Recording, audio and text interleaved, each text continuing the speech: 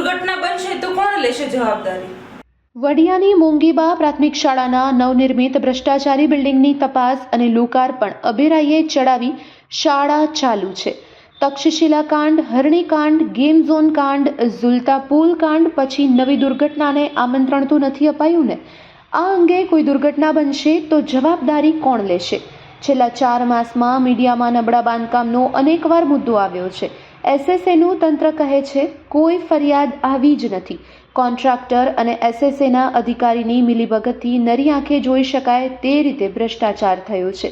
અમરેલી જિલ્લાના છેવાડાના તાલુકા મથક એવા વડિયામાં રાજ્યના સર્વ શિક્ષા અભિયાન વિભાગ દ્વારા ગામડાના બાળકોને શિક્ષણ માટે ઉત્તમ સુવિધાઓ મળી રહે તેવા શુભ હેતુથી 1 કરોડથી પણ વધુની રકમ અદ્યતન સુવિધાઓ ધરાવતા બિલ્ડિંગના નિર્માણ માટે ફાળવવામાં આવી. આ બિલ્ડિંગનું ખાતમુહૂર્ત આ વિસ્તારના ધારાસભ્ય અને વર્તમાન સરકારના મંત્રી કૌશિક વેકરિયાના હસ્તે કરવામાં આવ્યું. એસએસએના અધિકારીઓ અને કોન્ટ્રાક્ટરના પાપે આ બિલ્ડિંગની કામગીરી પણ શરૂ થઈ ત્યારથી જ તે વિવાદમાં સપડાયું. શરૂઆતમાં સ્કૂલ આસપાસ વસવાટ કરતા સ્થાનિક લોકો દ્વારા સ્કૂલનો એક કોલમ તેની મૂળ જગ્યાના બદલે રસ્તા પર આવતો હોવાની રજૂઆત સાથે વિરોધ નોંધાવવામાં આવ્યો. તેની કોઈ તપાસ થઈ નહીં અને કામગીરી શરૂ રાખવામાં આવી. ત્યારબાદ સમગ્ર બિલ્ડિંગ અને એસએસએના અધિકારીના માર્ગદર્શન અને તાલુકાના ટીઆરપીની દેખરેખ નીચે બાંધકામ કરવામાં આવ્યું. ત્યારે સમગ્ર બાંધકામમાં નિયમો, લાઇન લેવલ, નબળી ગુણવત્તાનું મટીરીયલ સહિતની બાબતોને જાણે અભેરાઈએ ચડાવી સમગ્ર બાંધકામ કરવામાં આવ્યું હોય તેમ બિલ્ડિંગ તૈયાર થયું ત્યારે ખબર પડી કે આ બિલ્ડિંગનો એક કોલમ આઉટ જાય છે.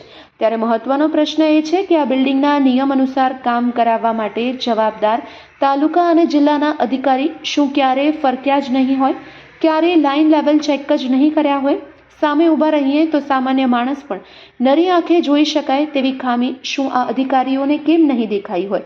આ બાબતની જાણ સ્થાનિક પત્રકારોને થતાં તેને આ સમગ્ર ઘટના લાઇન લેવલ વગર થયેલા બાંધકામ, નબળા મટીરીયલ, બિલ્ડિંગમાં પડેલી તિરાડ સહિતની બાબતને પ્રિન્ટ અને ઇલેક્ટ્રોનિક મીડિયામાં ઉજાગર કરી અને જિલ્લા અને તાલુકાની સર્વ શિક્ષા અભિયાનની ઓફિસના પેઢીએ ગયેલા અધિકારી નકુમ જોશી અને કાછડિયાનો સંપર્ક કર્યો તો તેમને આ બાબતે થર્ડ પાર્ટી તપાસ કરાવીશું. અમે પણ રૂબરૂ આવી તપાસ કરીશું અને સ્થાનિક આગેવાનો અને પત્રકારોને સાથે રાખીને પણ તપાસ કરશું તેવી હૈયા ધારણા આપવામાં આવી. આ બિલ્ડિંગનો ભ્રષ્ટાચાર ઢાંકવા તંત્ર અને કોન્ટ્રાક્ટર દ્વારા 3 થી 4 માસ સુધી ઢાંક પીછોડા કરાયા પરંતુ કોઈ રસ્તો નીકળ્યો નહીં અને અંતે તપાસ કયા સમયે આવી? તપાસ કરવા કોણ આવ્યું? તપાસમાં શું કર્યું? કેમ કોઈ સ્થાનિક લોકો કે પત્રકારોને સાથે ન રખાયા? આવા અનેક પ્રશ્નના જવાબ નેવે મૂકીને આ બિલ્ડિંગનું લોકાર્પણ કરવાનું પણ ટાળ્યું. ત્યારે એક પ્રશ્ન એ પણ થાય કે આ મંત્રી કૌશિક વેકરિયા 2-5 લાખના કામમાં પણ લોકાર્પણની તક છોડતા નથી. ચૂંટણી માથે હોવા છતાં કેમ આ બિલ્ડિંગના લોકાર્પણનું મુહૂર્ત નથી કાઢતા?